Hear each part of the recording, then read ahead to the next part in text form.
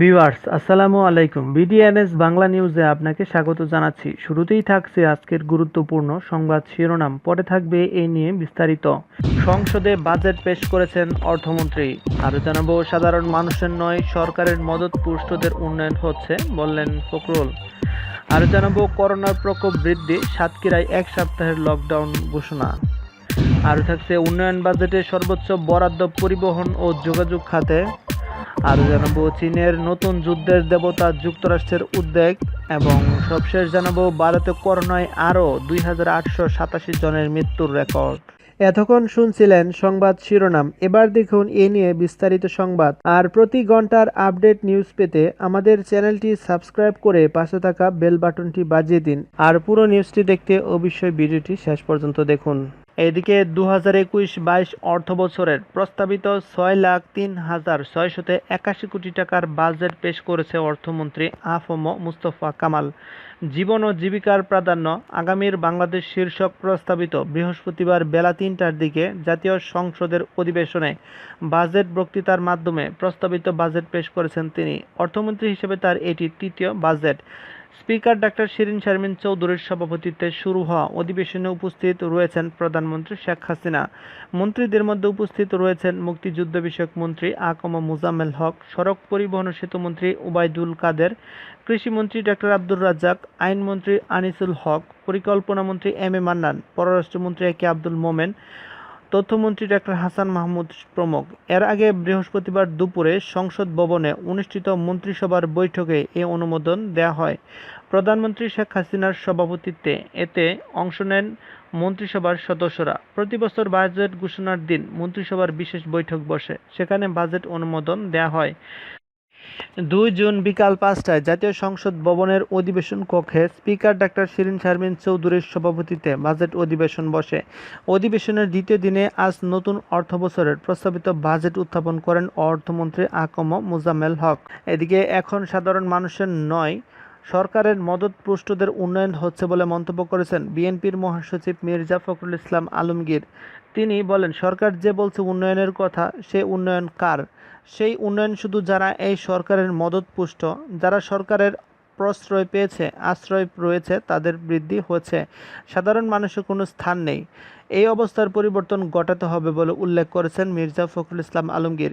এই সময় তিনি আরও বলেছেন, আমাদেরকে রাস্তায় নামতে হবে, নির্ভয়ে আমাদেরকে কাজ করে বিজয় অর্জন করতে হবে, জনগণকে ঐক্যবদ্ধ করে গণতন্ত্র প্রতিষ্ঠা করতে হবে বলে উল্লেখ করেছেন মির্জা ফখরুল ইসলাম আলমগীর। বৃহস্পতিবার এক ভার্চুয়াল আলোচনার সভায় তিনি এসব কথা বলেছেন। মির্জা ফখরুল ইসলাম আলমগীর আরও বলেছেন, আজকে সরকার যে বড় বড় উন্নয়ন, কাদের এই উন্নয়ন? এই উন্নয়ন শুধু তাদের যারা দেশকে শাসন করছে তাদের পকেট বোঝাই হচ্ছে বলে উল্লেখ করেছেন ফখরুল। আর সাধারণ মানুষ একেবারে গরিব থেকে গরিব হচ্ছে। নতুন বাজেট আজকে দিতে যাচ্ছে। এই বাজেট নিয়ে পত্রপত্রিকায় আমরা যেটা দেখলাম, সেখানে পরিষ্কারভাবে দেখতে পাচ্ছি সাধারণ মানুষের অর্থনীতি কোনো উন্নয়নের জায়গা নেই। বিরোধী দলের উপর সরকারের এক দশকের নির্যাতনের চিত্র তুলে ধরে তিনি আরও বলেছেন, আজকে আমাদের এই গণতন্ত্রের জন্য লড়াই করতে গিয়ে আমাদের দলের ৩৫ লাখ নেতাকর্মীদের বিরুদ্ধে মিথ্যা মামলা, এই গণতন্ত্রের জন্য লড়াই করতে গিয়ে আমাদের ৫০০-র উপরে নেতাকর্মী গুম হয়েছে, আমাদের ইলিয়াস আলী সহ হাজারো নেতাকর্মী খুন হয়েছেন, মৃত্যুবরণ করেছেন। এখনও আমাদের দেশে একইভাবে একটা ভয়াবহ স্বৈরাচার ফ্যাসিবাদের নির্যাতনের মুখোমুখি হতে হচ্ছে চরমভাবে। এখান থেকে বেরিয়ে আসতে না পারলে আমাদের জাতিকে মুক্তির কোনো সম্ভাবনা নেই। 1978 সালের প্রেসিডেন্ট নির্বাচনে জিয়াউর রহমানের অংশগ্রহণের দিবসটি স্মরণ করে স্বাধীনতার সুবর্ণ জয়ন্তী উদযাপনের কমিটির উদ্যোগে 1978 সালের ৩ জুন প্রেসিডেন্ট নির্বাচনে বহুদলীয় গণতন্ত্র পুনরুদ্ধার এবং একদলীয় শাসনের অবসান শীর্ষক এই ভার্চুয়াল আলোচনা সভায় ওই নির্বাচনে জিয়া জাতীয়তাবাদী ফ্রন্ট এবং এম.ও.জি. উসমানী সম্মিলিত বিরোধী দল থেকে প্রেসিডেন্টে অংশ নেন। সভাপতির বক্তব্যে বিএনপির স্থায়ী কমিটির সদস্য খন্দকার মোশাররফ হোসেন বলেন, গণতন্ত্র ফিরিয়ে না আনা গেলে দেশের মুক্তি নেই। সেজন্য আসুন দলমত নির্বিশেষে সকল গণতান্ত্রিক ও জাতীয়তাবাদী শক্তিকে এক হতে হবে। আমরা সকল এক হয়ে এই ফ্যাসিবাদের অবসান ঘটাতে হবে।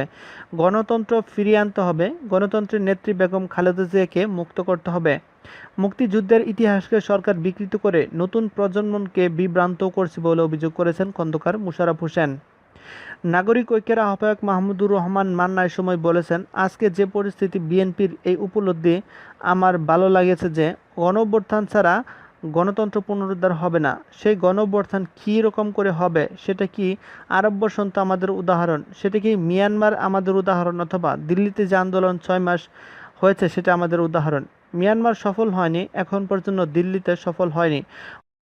অতএব সমস্ত দিক বিবেচনা করে আমরা যখন বলবো গণতন্ত্র বিনির্মাণ করছি, গণতান্ত্রিক রাষ্ট্র বিনির্মাণ করছি, আমি মনে করি সেই লড়াইটা কেবলমাত্র একটা ক্ষমতার পরিবর্তনের লড়াই না, সেটা পরিপূর্ণভাবে জীবনবোধ, মূল্যবোধ, সমাজ পরিচালনার যে নীতিমালা সব কিছু থাকতে হবে। সেটা মনে করে আজকের দিনে জিয়াউর রহমান সাহেবকে স্মরণ করে আমাদের সেই বিবেচনার দিকে যাওয়া উচিত। এদিকে করোনার প্রকোপ বৃদ্ধি পাওয়ায় আগামী 5 জুন থেকে সাতক্ষীরায় সপ্তাহব্যাপী লকডাউন ঘোষণা করা হয়েছে। এই 7 দিন দোকানপাট, শপিং মল, গণপরিবহন বন্ধ থাকবে। বৃহস্পতিবার 3 জুন বেলা 12টায় সাতক্ষীরা জেলা প্রশাসকের সম্মেলন কক্ষে অনুষ্ঠিত করোনা প্রতিরোধক বিষয়ক কমিটির সভায় জেলা প্রশাসক এস.এম. মুস্তফা কামাল এই তথ্য জানান। সবাই আরও জানানো হয়, সাতক্ষীরায় করোনা সংক্রমণের হার উদ্বেগজনক হারে বাড়ছে। সর্বশেষ এই হার বাড়ায় 57%। অপরদিকে করোনা আক্রান্ত হয়ে এখন পর্যন্ত হাসপাতাল এবং প্রাতিষ্ঠানিক ও পারিবারিকভাবে আইসোলেশন থেকে চিকিৎসাধীন রয়েছেন 245 জন। জেলা প্রশাসক জানান, লকডাউনের এক সপ্তাহে নিত্য প্রয়োজনীয় দ্রব্য কেনাকাটার জন্য সকাল 9টা থেকে বেলা 12টা পর্যন্ত দোকানপাট খোলা থাকবে। তবে ফার্মেসি, হাসপাতাল, ক্লিনিক, অ্যাম্বুলেন্স এবং বিদ্যুৎ সংশ্লিষ্ট প্রতিষ্ঠান খোলা থাকবে। একই সাথে বোমরা স্থলবন্দরে আমদানি রপ্তানি স্বাভাবিক থাকবে, তবে বন্দরের দোকানপাট বন্ধ থাকবে। দূরপাল্লা ও আন্তজেলা বাস চলাচল বন্ধ থাকবে। বন্ধ থাকবে মোটরসাইকেল চলাচল। সাতক্ষীরার সাথে যশোর, খুলনা সড়ক যোগাযোগে পয়েন্টগুলোতে পুলিশের চেকপোস্ট বসানো হচ্ছে। বন্ধ থাকবে সীমান্ত পারাপার। শহরে ভ্রাম্যমাণ আদালত নিয়মিত অভিযান চালাবে। বাধানিষেধ অমান্যকারীদের জরিমানা করা হবে। তবে সাতক্ষীরায় ঘূর্ণিঝড় ইয়াসের প্রভাবে জোয়ারে প্লাবিত এলাকা আশাশুনির পতানগর ইউনিয়ন এবং শ্যামনগরের গাবুরা ও পদ্মপুকুর ইউনিয়ন সহ সংশ্লিষ্ট কিছু এলাকা লকডাউনের আওতায় থাকবে না বলে জানিয়েছে জেলা প্রশাসক। এদিকে আগামী অর্থবছরে দেশের উন্নয়ন খাতে 2,37,078 কোটি টাকা বরাদ্দ করবে সরকার। গত কয়েক বছরের মতো 2021-22 অর্থবছরেও পরিবহন ও যোগাযোগ খাতে সবচেয়ে বেশি পরিমাণ অর্থ ব্যয়ের প্রস্তাব দিয়েছে অর্থমন্ত্রী আ.ফ.ম. মুস্তফা কামাল। উন্নয়ন ব্যয়ের 25.8% ব্যয় হবে খাতটিতে। উন্নয়ন বাজেটে দ্বিতীয় সর্বোচ্চ 19.7% বরাদ্দ পাচ্ছে শিক্ষা ও প্রযুক্তি খাত। একইভাবে স্থানীয় সরকারের পল্লী উন্নয়নের 15.1%, জ্বালানি ও বিদ্যুৎ 11.5%, স্বাস্থ্য খাতে 6.6%, জনপ্রশাসন খাতে 6.4% বরাদ্দ থাকবে। অন্যদিকে কৃষি খাতে 5.6%, সামাজিক নিরাপত্তায় 3 অন্যান্য খাতে 6.3% বরাদ্দের প্রস্তাব দিয়েছেন অর্থমন্ত্রী। বিগত কয়েক বছরের ধারায় বজায় রেখে উন্নয়ন বাজেটে এবারও সর্বোচ্চ বরাদ্দের প্রস্তাব দেওয়া হয়েছে পরিবহন ও যোগাযোগ খাতে। আগামী অর্থবছরের পরিবহন ও যোগাযোগ খাতে 61,170 কোটি টাকা, পরিবহন ও যোগাযোগ খাতের জন্য চলতি বছরের সংশোধিত বাজেট ধরা হয়েছে 50,441 কোটি টাকা। এদিকে চীনের নতুন যুদ্ধের দেবতা দেখে যুক্তরাষ্ট্রের উদ্বেগ। দক্ষিণ চীন সাগর থেকে শুরু করে তাইওয়ান নিয়ে সংঘাত। চীনের সঙ্গে ক্রমে যুদ্ধের দিকে এগিয়ে যাচ্ছে মার্কিন যুক্তরাষ্ট্র। ফলে দুই দেশের মধ্যে বাড়ছে অস্ত্র তৈরির প্রতিযোগিতা। এবার নাকি জোর কদমে কমিউনিস্ট দেশটি একটি গোপন হাতিয়ার তৈরি করছে, যাকে কার্যত চীনের যুদ্ধের দেবতা বলা হচ্ছে। সোভিয়েত পরবর্তী যুগে আঙ্কেল স্যামকে করা টক্কর দিচ্ছে ড্রাগন। এমন পরিস্থিতিতে জানা গেছে যে একটি অত্যাধুনিক স্টেলথ বোমারু বিমান তৈরি করছে, যা প্রশান্ত মহাসাগরে গুয়াম দ্বীপে মার্কিন সেনাঘাঁটিতে আণবিক বোমা বর্ষণ করতে সক্ষম হবে। আন্তর্জাতিক সংবাদ মাধ্যম সূত্রে খবর, সম্প্রতি বেশ কয়েকটি ছবি প্রকাশ করেছে চীনের প্রতিরক্ষা সরঞ্জাম প্রস্তুতকারী সংস্থা নরিনকো। সেখান থেকে একটি নতুন বোমারু বিমান তৈরির কাজ শুরু হওয়ার কথা জানা গিয়েছে। স্টেলথ প্রযুক্তি অর্থাৎ রাডারে অদৃশ্য এই বিমানটির নাম দেওয়া হয়েছে জিয়ান H-20। তৈরি হলে বিমানটি গুয়াম দ্বীপে মার্কিন সেনাঘাঁটিতে আণবিক বোমা ফেলতে পারবে বলে খবর। বিশেষজ্ঞদের মতে চীনের বোমারু বিমানটি অনেকটাই মার্কিন বিমান বাহিনীর B-2 স্পিরিট যুদ্ধ বিমানের মতো। ফলে বিশ্লেষকদের একাংশের ধারণা, কোনোভাবে মার্কিন প্রযুক্তি হস্তগত করেই চীন নতুন বিমানটি তৈরি করছে। তবে চীনের হাতে এহেন হাতিয়ার এলে আমেরিকার বিপদ যে বাড়বে তা স্পষ্ট। উল্লেখ্য, কয়েকদিন আগেই ওয়াশিংটন সাফ জানিয়ে দিয়েছিল তাইওয়ানে হামলা চালাতে পারে চীন, আর যুদ্ধ শুরু হলে দ্বীপরাষ্ট্রটিকে মদদ দিবে আমেরিকা। এর জন্য লাল ফৌজকে ঘিরে ফেলতে জাপানের সঙ্গে এক প্রস্ত আলোচনা হয়ে গিয়েছে মার্কিন কর্মকর্তাদের। সম্প্রতি আগামী বছর 6-এর মধ্যেই তাইওয়ান দখল করতে হামলা চালাবে চীন দাবি করেছে এক শীর্ষ মার্কিন সেনা কর্মকর্তা। এশিয়া প্যাসিফিক অঞ্চলের মার্কিন সেনা কর্মকর্তা অ্যাডমিরাল ফিলিপ ডেভিডসনের বক্তব্য, 2050 সালের মধ্যে আন্তর্জাতিক মঞ্চে আমেরিকার নেতৃত্বকে চ্যালেঞ্জ জানানোর মতো সক্ষমতা অর্জন করতে চায় চীন।